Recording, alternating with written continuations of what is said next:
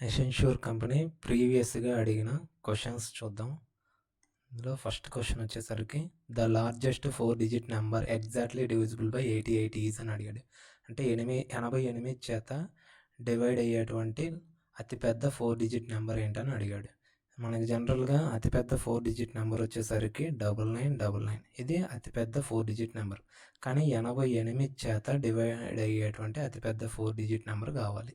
88ని ఎలా రాసుకోవచ్చు అంటే 11 into 8గా రాసుకోవచ్చు. అంటే ఒక ప్రైమ్ నెంబర్ యొక్క ప్రోడక్ట్గా దీన్ని 88ని రాసుకున్నాం. ఇప్పుడు 11 చేత 8 చేత ఆ నెంబర్ అనేది డివైడ్ చేయబడితే ఎగ్జాక్ట్గా అప్పుడు ఆ నెంబర్ అనేది 88 చేత కూడా డివైడ్ అవుతుందండి. డివిజిబిలిటీ రూల్ ఉంది. ఇక్కడ ఆ నెంబర్ అనేది మనం ఈ ఆప్షన్స్ ద్వారా వెళ్దాం. ఫస్ట్ ఆప్షన్ 9944 అని ఇచ్చాడు. ఇప్పుడు ఈ నెంబర్ అనేది 11తో డివైడ్ అవుతుందా లేదా అని చూడాలి. నెక్స్ట్ 8తో డివైడ్ అవుతుందా లేదా అని చూడాలి. 11తో డివైడ్ అవుతుందా లేదా అని చూడటానికి 11 యొక్క డివిజిబిలిటీ రూల్ ఏంటిదంటే ఈ నెంబర్ యొక్క 6 డిజిట్లో ఉన్నటువంటి సమ్ము, నెంబర్స్ యొక్క సమ్ము. అంటే ఇది 1వ ప్లేస్లో ఉంది, ఇది 3వ ప్లేస్లో ఉంది. అంటే 9 + 4 ఎంత 13. నెక్స్ట్ ఈవెన్ ప్లేస్లో ఉన్నటువంటి నెంబర్స్ యొక్క సమ్ము 9 + 4 13. ఈ ఆడ్ ప్లేసెస్లో ఉన్నటువంటి నెంబర్ యొక్క సమ్ముకి ఈవెన్ ప్లేస్లో ఉన్నటువంటి నెంబర్స్ యొక్క సమ్ముకి మైనస్ చేస్తే, అంటే సబ్ట్రాక్ట్ చేస్తే ఆ నెంబర్ అనేది 0 కానీ 11 కానీ లేదా 11 యొక్క మల్టిపుల్స్ కానీ వస్తే అప్పుడు అది 11తో డివైడ్ అవుతున్నట్టు. ఇప్పుడు 13 - 13 ఎంత 0 వచ్చింది కాబట్టి ఇది ఎగ్జాక్ట్గా 11తో డివైడ్ అవుతుంది. సో 11తో డివైడ్ అవుతుంది. నెక్స్ట్ 8తో డివైడ్ అవుతుందా లేదా అని చూడాలి. ఏది 9944. 8తో డివైడ్ అవుతుందా లేదా అని చూడాలంటే 8 యొక్క డివిజిబిలిటీ రూల్ ఏంటిదంటే ఆ నెంబర్ మొత్తంలో లాస్ట్ 3 డిజిట్స్ కనుక 8తో డివైడ్ అయితే అప్పుడు అది ఆ నెంబరు 8తో కూడా డివైడ్ అవుతుంది అంటే రూల్ ఉంది. ఇప్పుడు 8 ones క్యాన్సిల్ అయింది, 1 ఉంటుంది. 14 8 ones 6 ఉంటుంది. 64 అంటే 8 8s. సో ఇది 8తో కూడా ఎగ్జాక్ట్గా డివైడ్ అయిపోయింది కాబట్టి ఇది 8తో కూడా డివైడ్ అవుతుంది. సో ఆ నెంబర్ అనేది 88తో కూడా డివైడ్ అవుతుంది. సో మన లార్జెస్ట్ నెంబర్ 88తో డివైడ్ అయ్యేది ఏంటిదంటే 9944. నెక్స్ట్ క్వశ్చన్ వచ్చేసరికి 1 pipe can fill A tank 3 times as fast as another pipe. అంటే ఒక పైప్ అనేది ట్యాంక్ని ఫిల్ చేస్తుంది. 2 పైపులు ట్యాంక్ని ఫిల్ చేస్తున్నాయి. ఒక పైప్ ఎంత ఫాస్ట్గా చేస్తుందో సెకండ్ పైప్ దానికన్నా 3 times ఫాస్ట్గా ఫిల్ చేస్తుందంట. If together the 2 pipes can fill the tank in 36 minutes. అంటే ఆ రెండు కలిపి 36 minutesలో ఆ ట్యాంక్ని కనుక ఫిల్ చేస్తే then the slower pipe alone will be able to fill the tank in. అంటే ఆ స్లోగా ఫిల్ చేసేటువంటి పైప్ అనేది ఆ ట్యాంక్ని ఎన్ని నిమిషాల్లో ఫిల్ చేస్తుందని క్వశ్చన్ అడిగాడు. ఇప్పుడు ఒక పైప్ అనేది 1 స్పీడ్తో ఫస్ట్ పైప్ అనేది 1 స్పీడ్తో ఫిల్ చేస్తే సెకండ్ పైప్ అనేది దీనికి 3 times స్పీడ్తో ఫిల్ చేస్తుంది. టోటల్ వచ్చేసరికి 4 parts ఎంత ఇచ్చాడు 36 minutesలో. అంటే రెండు కలిపి పనిచేస్తే 36 minutesలో దాన్ని ఫిల్ చేయగలవు. కానీ వాడు ఏమి ఇచ్చాడు స్లోవర్ పైప్ అంటే 1 partతో ఫిల్ చేసేటువంటి పైప్ అనేది ఎన్ని నిమిషాలతో ఆ ట్యాంక్ని ఫిల్ చేస్తుందని అడిగాడు. సో 1 partతో పనిచేసే పైప్ అనేది ఎన్ని నిమిషాల్లో ఫిల్ చేయగలదు అన్నాడు. ఇప్పుడు 4 partsతో పనిచేసే పైపులు రెండు కలిపి 36 నిమిషాలు. అంటే 1 పైప్ వచ్చేసరికి దీనికి ఇంటూ 4 చేస్తే వచ్చేది ఆ 1 పైపు సమయం వస్తుంది. 4 × 64 36 × 4 అంటే 144 minutes. అంటే స్లోగా ఫిల్ చేసేటువంటి పైప్ అనేది 144 minutesలో ఆ ట్యాంక్ని ఫిల్ చేస్తుంది. సో ఆన్సర్ వచ్చేసరికి C 144 minutes. Next question the large tanker can be filled by 2 pipes A and B in 60 minutes and 40 minutes respectively. అంటే ఒక ట్యాంక్ని A అనేది 60 minutesలో ఫిల్ చేస్తుంది, B అనేది 40 minutesలో ఫిల్ చేస్తుందంట. How many minutes will it take to fill the tanker from empty. అంటే ఎంటీగా ఉన్నటువంటి ట్యాంక్ని ఎన్ని నిమిషాల్లో ఫిల్ చేయగలని అడుగుతున్నాడు. ఇక్కడ ఒక కండిషన్ ఇచ్చాడు. If B is used for half the time and A + B fill it together for the half the time. అంటే A + B కలిపేమో హాఫ్ టైం వర్క్ అవుతుంది, బి ఒకటి హాఫ్ వర్క్ చేస్తుంది. ఇక్కడ ఏ అనేది 60 మినిట్స్లో ఫిల్ చేస్తుంది, బి అనేది 40 మినిట్స్లో కంప్లీట్ చేస్తుంది. మనకి ఇక్కడ టోటల్ వర్క్ అనేది కావాలి, అంటే ఆ ట్యాంక్ యొక్క కెపాసిటీ, టోటల్ వర్క్ ఏమవుతుందంటే ఆ ట్యాంక్ యొక్క కెపాసిటీ. ఇది ఎలా వస్తుందంటే ఈ ఏబి యొక్క టైం యొక్క ఎల్సిఎం చేస్తే వచ్చింది ఈ ట్యాంక్ యొక్క కెపాసిటీ. 60-40 యొక్క ఎల్సిఎం ఏమైంది అంటే 120 యూనిట్స్ వర్క్, లేకపోతే ట్యాంక్ యొక్క కెపాసిటీ 120 యూనిట్స్ కానీ 120 లీటర్స్ కానీ అనుకోవచ్చు, మనం యూనిట్స్ అనుకుంటున్నాం. ఇక్కడ ఏ అనేది 120 యూనిట్స్ని 60 మినిట్స్లో కంప్లీట్ చేసింది. అంటే ఒక్క నిమిషానికి వచ్చేసరికి అంతా 160/60, 120/60 అంటే 2 యూనిట్స్ అనేది ఒక నిమిషానికి ఫిల్ చేస్తుంది. ఇక్కడ బి అనేది 120 యూనిట్స్ని 40 మినిట్స్లో ఫిల్ చేస్తుంది, అంటే 120/40, 43 అంటే ఒక నిమిషానికి వచ్చేసరికి 3 యూనిట్స్ అనేది ఫిల్ చేస్తుంది. ఇప్పుడు ఏ ప్లస్ బి ఎంత టైంలో దాన్ని ఫిల్ చేస్తుందో కావాలంటే ఏ ప్లస్ బి కలిపి ఒకే నిమిషానికి ఎన్ని యూనిట్లు ఫిల్ చేస్తారు, 2 + 3 అంటే 5 యూనిట్స్లో ఫిల్ చేస్తారు. ఇప్పుడు 120 టోటల్ 120 యూనిట్స్ బై 5 అంటే 24 మినిట్స్ పడుతుంది ఇద్దరు కలిపి వర్క్ చేస్తే. కానీ మన క్వశ్చన్ ఏమని అడిగాడు, ఏ ప్లస్ బి అనేది హాఫ్ వర్క్ చేస్తాడు, అంటే 1 మినిట్ ఇది తీసుకుందాం. 1 మినిట్లో ఎంత, ఏ ప్లస్ బి 5 యూనిట్స్ చేస్తారు. నెక్స్ట్ బి అనేవాడు సగం వర్క్ చేస్తాడు. బి అనేవాడు 1 మినిట్కి ఎంత చేస్తాడు, 3 యూనిట్స్, అంటే హాఫ్ వర్క్ ఏమో ఏ ప్లస్ బి కలిపి చేస్తారు. నెక్స్ట్ హాఫ్ వర్క్ ఏమో బి చేస్తాడు, అంటే 1 మినిట్ ఏ ప్లస్ బి, 1 మినిట్ బి ఒక్కడు చేస్తాడు. టోటల్గా 2 మినిట్స్లో వీళ్ళు ఎంత వర్క్ చేస్తారంటే 8 యూనిట్స్ చేస్తారు. కానీ యాక్చువల్గా మనకి ఎంత వర్క్ 120 యూనిట్స్ జరగాలి. 120 యూనిట్స్ జరగాలంటే ఎంత టైం పడుతుంది, ఇప్పుడు 120/8 × 2 4s 4 30s, సో 30 మినిట్స్ అనేవి తీసుకుంటారు. ఎవరంటే A plus B half work చేయడానికి, బి అనేవాడు హాఫ్ వర్క్ చేయడానికి ఎంత టైం పడుతుందంటే 30 మినిట్స్ పడుతుంది. ఇక్కడ నెక్స్ట్ క్వశ్చన్ చూద్దాం. The HCF of 2 numbers is 23 and the other 2 factors of their LCM are 13 and 14. The larger of the 2 numbers is, అంటే 2 numbers ఉన్నాయి, ఆ నెంబర్స్ అనేవి 13, 14 యొక్క రేషియోలో ఉన్నాయి అని ఇచ్చాడు. అంటే ఎల్సిఎం కదా, 2 ఫ్యాక్టర్స్ ఆఫ్ దేర్ ఎల్సిఎం అని ఇచ్చాడు. 2 నెంబర్స్ అనేవి అప్పుడు ఎంత రేషియోలో ఉంటాయి అంటే ఫస్ట్ నెంబర్ని 13x అని, సెకండ్ నెంబర్ని 14x అని తీసుకుందాం.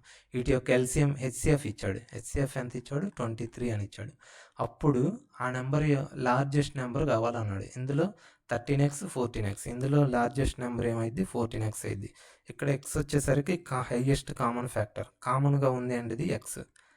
ఇక్కడ హెచ్సిఎఫ్ అంటే హైయెస్ట్ కామన్ ఫ్యాక్టర్, ఈ నెంబర్స్లో కామన్గా ఉంది ఏంటిది ఎక్స్. ఎక్స్ యొక్క వాల్యూ ఏమైంది 23. అంటే లార్జెస్ట్ నెంబర్ కావాలంటే 14 × 23 అంటే 14 42, 14 28, 30 32. So 322 is the largest number. ఇక్కడ next question. Let n be the greatest number that will divide 1305, 4665 and 6905, leaving the same remainder in each case. అంటే 1305, 4665, 6905ని ఒక గ్రేటెస్ట్ నెంబర్ అనేది divide చేస్తుంది ఎగ్జాక్ట్గా. అప్పుడు leaving the same remainder in each case, వీటిని divide చేశాక ఆ నెంబర్ అనేది ప్రతి దానికి సేమ్ రిమైండర్ అనేది వస్తుందంట. Then sum of the digits in n is అన్నాడు. ఇప్పుడు ఒక నెంబరు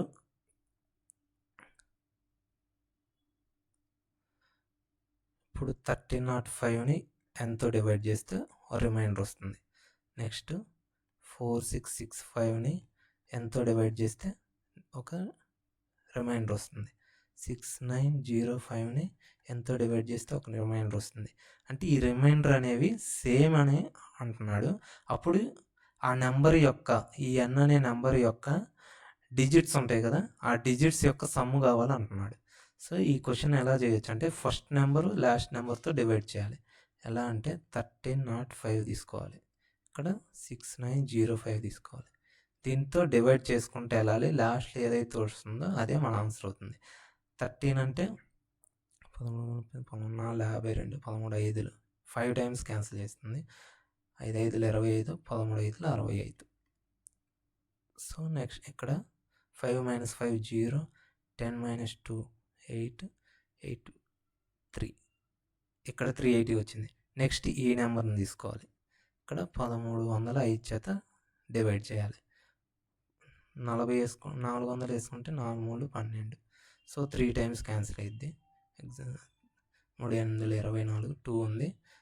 3 3 9 11. సో ఇక్కడ 5 - 0 అంటే 5, 10లోంచి 4 తీసేస్తే 6,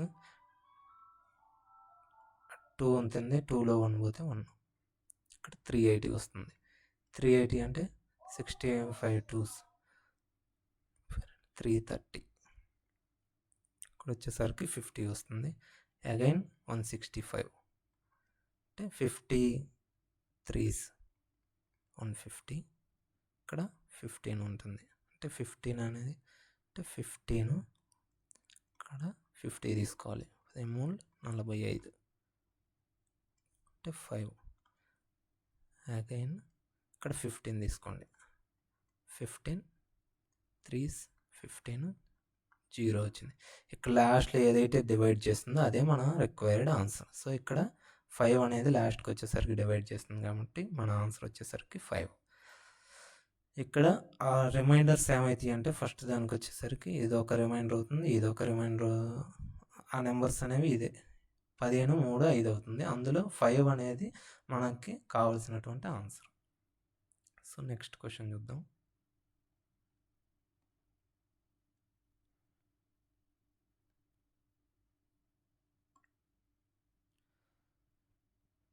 నెక్స్ట్ క్వశ్చన్ వచ్చేసరికి a train can travel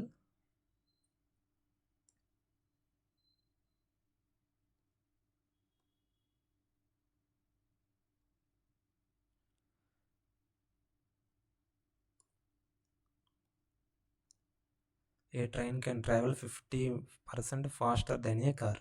train అనేది కారు కన్నా 50% ఫాస్టర్గా వెళ్తుందంట. అప్పుడు both start from point A at the same time. రెండు ఏ పాయింట్ వద్ద సేమ్ టైంకి స్టార్ట్ అయినాయి. And reach point B 75 kilometres away from A at the same time. A నుంచి బికి 75 కిలోమీటర్స్ దూరం ఉంటే ఆ రెండు సేమ్ టైంలో రీచ్ అయినాయి అంట. On the way however the train last about 12.5 minutes while stopping at the stations. Train అనేది మధ్యలో స్టేషన్స్లో ఆక్కుంటా రావటం వల్ల 12.5 minutes అనేది ట్రైన్ అనేది లాస్ అయింది అంటున్నాడు. అప్పుడు స్పీడ్ ఆఫ్ కార్ అని ఎంత అని అడుగుతున్నాడు. ఇక్కడ speed of car, speed of train ఎంత స్పీడ్ యొక్క రేషియోలో ఉన్నాయంటే కార్ 2 ఉంటే ట్రైన్ అనేది 3 ఉంటుంది. ఎందుకంటే ఇది 50% మోర్. 50% మోర్ అంటే ఇది 1 ఉంటే ఇది 1.5 ఉన్నట్టు. దీంట్లో హాఫ్. మనం క్యాలిక్యులేషన్ సింపుల్ కోసం కార్ 2 తీసుకుంటే 2లో హాఫ్ 3, 2లో హాఫ్ 1 అంటే 2 + 1 3. సో 2:3 రేషియోలో వీటి యొక్క స్పీడ్స్ ఉంటాయని తీసుకున్నాం.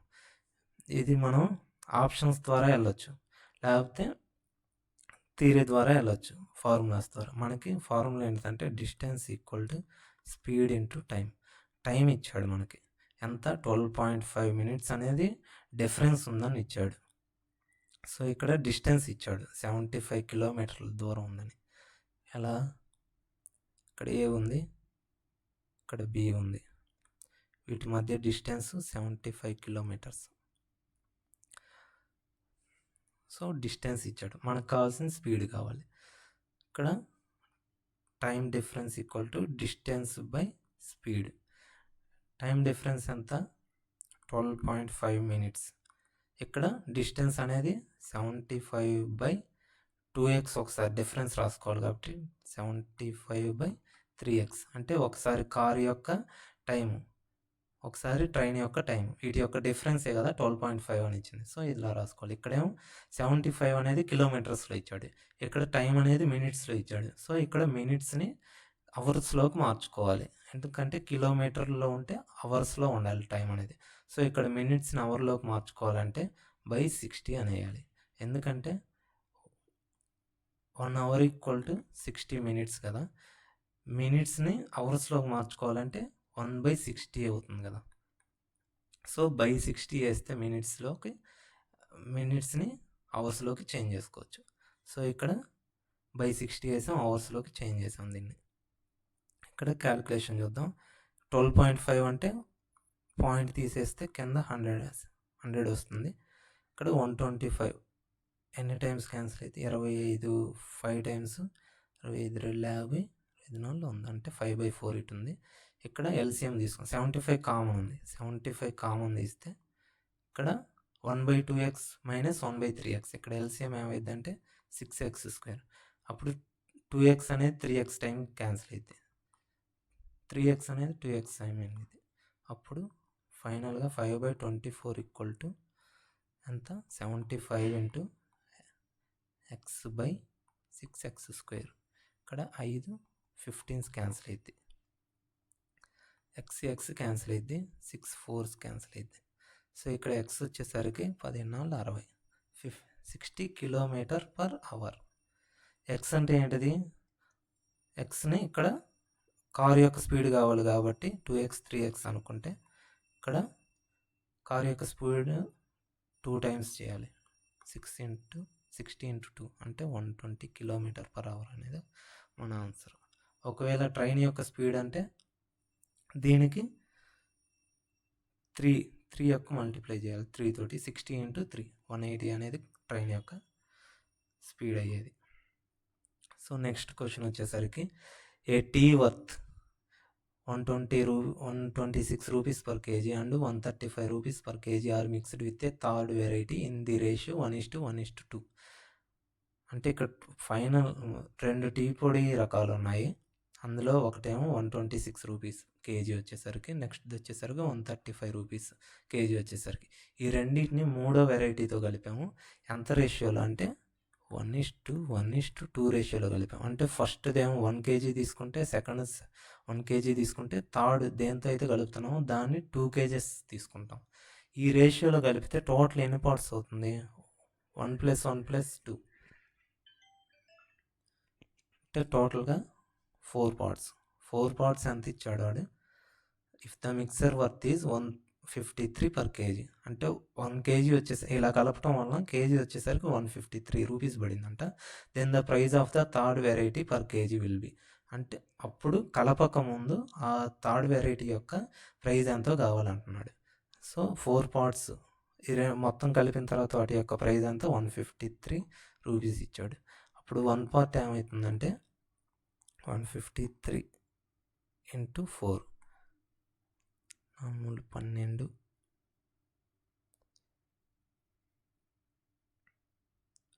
4 5 20 21 4 4 6 622 రూపీస్ అనేది మొత్తం 4 parts. మొత్తం ఆ 4 partsకి ఆ మొత్తం మిక్చర్కి వచ్చిన ప్రైజ్ ఎంత అంటే 612. అందులో 126 ఏమో ఫస్ట్ రకానికి, సెకండ్ది 135. ఈ రెండు కలిపితే ఎంత ప్రైజ్? 162 261 అనేది ఆ రెండింటి యొక్క ఫస్ట్ దాన్ని ప్లస్ సెకండ్ దాన్ని సమ్.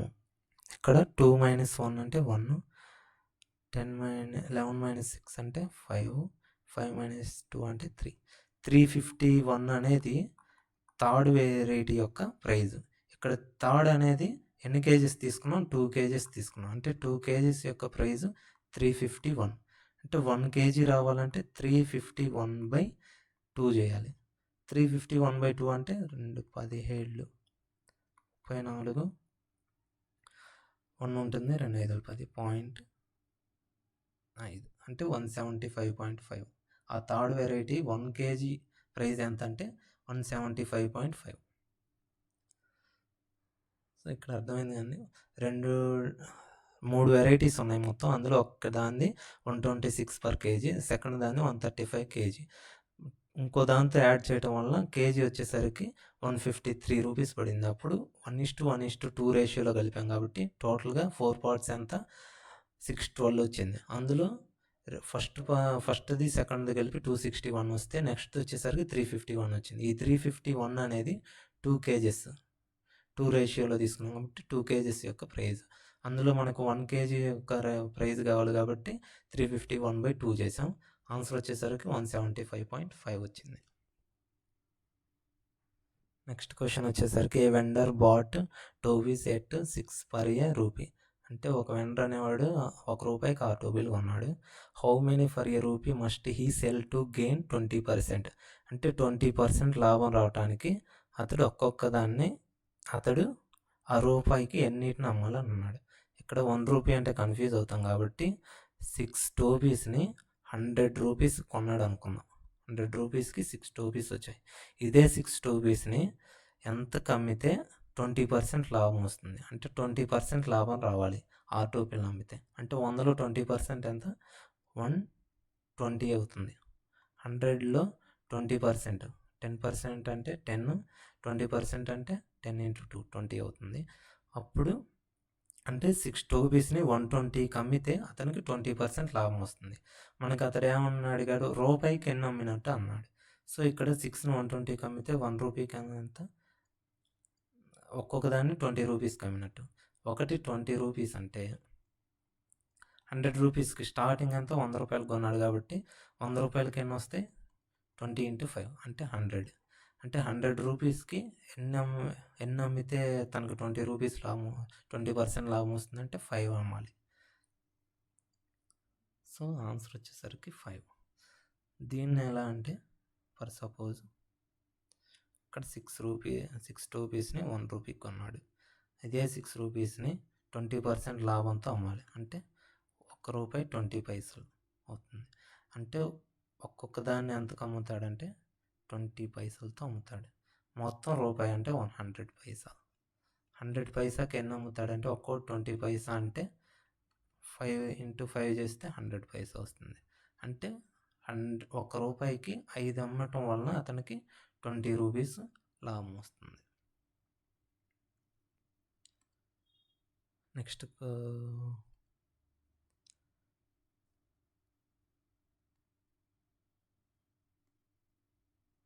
క్వశ్చన్ చూద్దాం. The average weight of ABC is 45 kgs అని ఇచ్చాడు. అంటే ఏబిసి యొక్క యావరేజ్ వెయిట్ సరాసరి వెయిట్ 45 అని ఇచ్చాడు. If the average weight of A and B is 40 kgs. A మరియు బి యొక్క యావరేజ్ వెయిట్ ఎంత? 40. And that of B and C be 43 kgs. Then the weight of B is. అంటే ఇక్కడ A B C యొక్క average weight ఇచ్చాడు. Average weight ఎంత? 45 kgs అని ఇచ్చాడు. ఇక్కడ టోటల్ వెయిట్ ఎంత అవుతుంది? టోటల్ రావాలంటే మనకి యావరేజ్ ఫార్ములా ఉంది. Average equal to some of total numbers by number of total numbers. అంటే సమ్ము కావాలంటే యావరేజ్ ఎంత అవుతుందో 45 × ఎన్ని నెంబర్స్ అయితే ఉన్నాయో దాన్ని మల్టిప్లై చేయాలి. అప్పుడు సమ్ వస్తుంది. అంటే total of A B C total ఎంత అవుతుంది? యావరేజ్ 45. టోటల్ ఎన్ని నెంబర్స్ ఉన్నాయి? ఏబిసి 3 ఉన్నాయి కాబట్టి టోటల్ ఎంత? 135. 135 వెయిట్ అనేది టోటల్ వెయిట్. ఇందులో A plus B plus C యొక్క వెయిట్ 135. ఇందులో ఏ ప్లస్ బి యొక్క వెయిట్ ఎంత ఇచ్చాడు? Average weight of A and B ఏది 40 kgs. అంటే టోటల్ వెయిట్ ఎంత అయింది? ఏ ప్లస్ బిది టోటల్ వెయిట్ వచ్చేసరికి 40 × ఎన్ని నెంబర్స్ ఉన్నాయి? 2 అంటే 80 kgs అనేది టోటల్ అవుతుంది. మళ్ళీ యావరేజ్ ఆఫ్